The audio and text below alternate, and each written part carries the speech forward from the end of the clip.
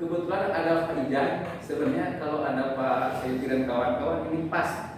Jadi penelitian Abdul Munir Mulkan meneliti masyarakat petani di Kecamatan Nubran bahwa tipologi Muhammadiyah itu warga Muhammadiyah ada 4 macam. Pertama, tipologi al-ikhlas. Biasanya itu yang baru belajar agama, yang tahunya itu pokoknya ini syirik, bid'ah gitu. Mudah kata-katain orang. Gitu ya. Jadi yang orang biasanya yang baru bisa itu suka agak-agak legeng gitu ya.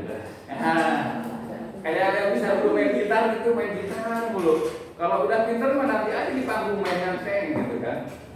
Yang kedua ada tipikal Kiai Dahlan.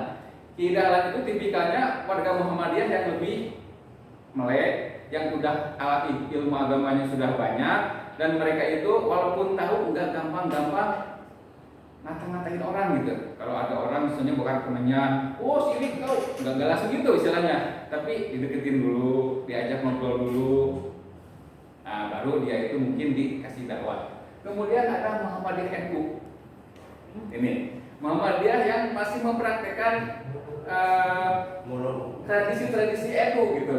Contohnya mungkin kalau di sana itu kiri Muhammadiyah itu kan pakai sarung, suka apa tuh? Yasinan, suka kalau ada yang meninggal itu tahlilan, itu tetap keluarga Muhammadiyah mereka masih melaksanakan tradisi seperti itu. Dan itu kata peneliti ini jumlahnya banyak. Kalau yang ahli ini masih sedikit. Kalau yang Kiai itu jumlahnya sedikit, tapi dia itu jadi pengurus-pengurus di organisasi kayak Pak Iqbal gitu kan. Wah, Muhammadiyah itu sudah kelihatan, tapi orang-orang yang pinternya memang ada, cuma gak banyak. Kemudian terakhir nih ada Mahmud nih, Marhainis Muhammadiyah. Pak Ijan mana sih? Jadi katanya Marhainis itu kelompok petani, kelompok proletar, kelompok yang grassroots, yang istilahnya hidupnya ya sederhana, miskin gitu ya. Marginal. Nah, marginal. Dia bukan warga Muhammadiyah, tapi memang masih istilahnya gini, mereka itu belum banyak mengenal Muhammadiyah, jadi hanya sekedar Muhammadiyah identitas mungkin seperti itu. Nah, dari ketiga tipikal ini maka dakwahnya pun beda. Berarti kita harus berdakwah itu harus melihat kondisi masyarakat, termasuk dalam kita berbisnis. Ada kan Erik ya, ini kita segmennya siapa? Dakwah pun seperti itu. Lanjut. Dakwah kultural, nah media sosial. Jadi saya sempat searching dari Suara Muhammadiyah ID itu, ternyata saya juga sangat takjub dengan Muhammadiyah. Untuk bernetizen itu Muhammadiyah ngasih panduan-panduan kayak tadi kan, boleh bermedsos boleh, cuma jangan misalnya nih, jangan yang pornografi gitu Pak Iwan ya, jangan hoax, berbohong. Ada lagi yang saya tuh kemarin itu ada namimah mana ya?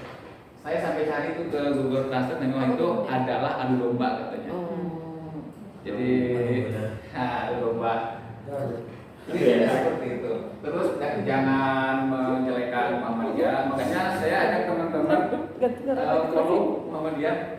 Karena jujur saya sendiri adalah tahu Muhammadiyah itu dari internet. Saya tahu agama itu banyakkan baca nonton YouTube. Jadi saya berterima kasih kepada media sosial. Lanjut ini mah. Nah, dari saya memantau medsosnya Muhammadiyah, pertama setidaknya ada 5 channel. Ada dari website itu saya hitung susah ya, tapi saya lihat dari menu-menunya itu, misalnya nih ada menu tentang apa topiknya gitu kan, terus ada submenunya apa, dan ada 561 subdomain. Itu artinya mereka yang ada di cabang-cabang dia punya web sendiri, misalnya Muhammadiyah Sukabumi, Muhammadiyah Lombok, Muhammadiyah, ada 561 yang bernaung di bawah Muhammadiyah, ini namanya domain ya.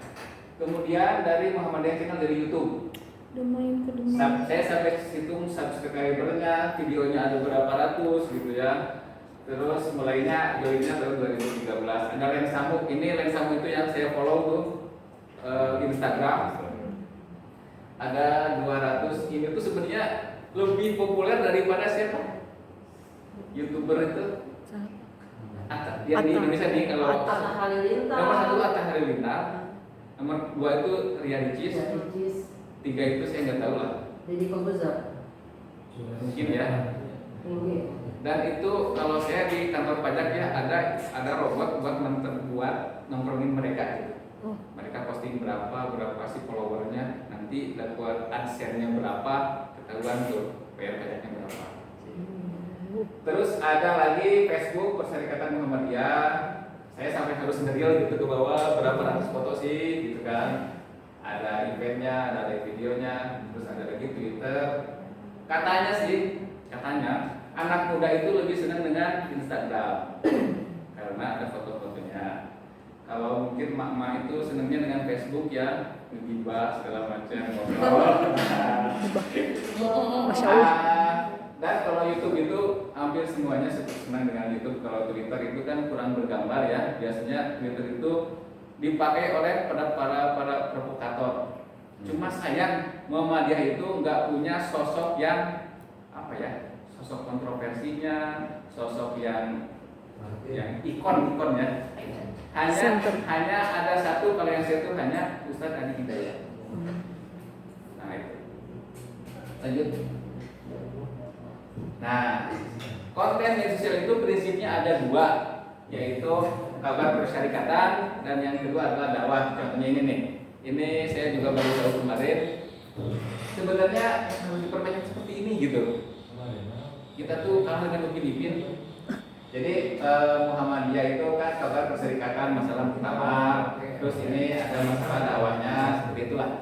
Semua kontennya adalah tentang 2 hal itu, dakwah dan kabar perserikatan. Oke, lanjut. Kayaknya sudah selesai sih. Jadi pada prinsipnya Muhammadiyah itu membolehkan segala bentuk pendidikan budaya selama tidak mengakibatkan kerusakan, bahaya, isyan dan terjauhkan dari Allah. Contohnya nih, ada yang mengharamkan patung. Bagaimana kalau teman-teman kesehatan yang belajar anatomi tubuh harus pakai patung kan Bu ya? Coba kalau diharamkan, mau gimana mau majunya gitu orang Islam. Terus misalnya seni pun seni banyak, ada seni rupa. Kalau suku daga diharamkan, mungkin kita nggak akan mendapatkan pesan-pesan apa gitu ya, pesan-pesan yang memantik para penduduk untuk menyampaikan materi. Kemudian dakwah kultural itu memang sudah ada bukunya. Itu saya nggak baca sih, cuma ada gambarnya aja gitu, dakwah kultural Muhammadiyah. Kemudian memang dakwah kultural khusus media sosial yang nomor itu, kalau menurut penilaian saya itu enggak begitu rame, enggak begitu menarik, cuma memang sudah bagus gitu ya. Terima kasih. Lanjutnya. Nah ini kesimpulannya, dakwah kultural itu bukan dakwah tentang budaya, tetapi dakwah dengan dan melalui budaya. Ini disampaikan oleh